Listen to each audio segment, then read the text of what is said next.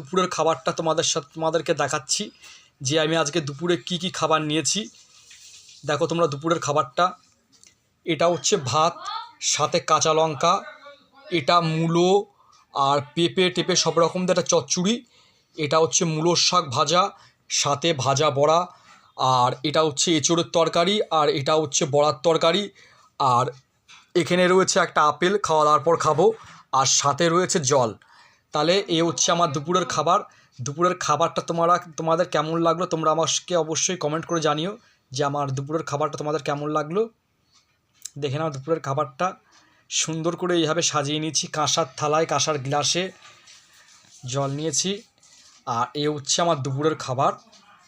আমার দুপুরের খাবারটা তোমাদের কেমন লাগলো অবশ্যই আমাকে জানিও, আর চ্যানেলটিকে অবশ্যই সাবস্ক্রাইব করো, লাইক কমেন্ট শেয়ার করতে ভুলো না।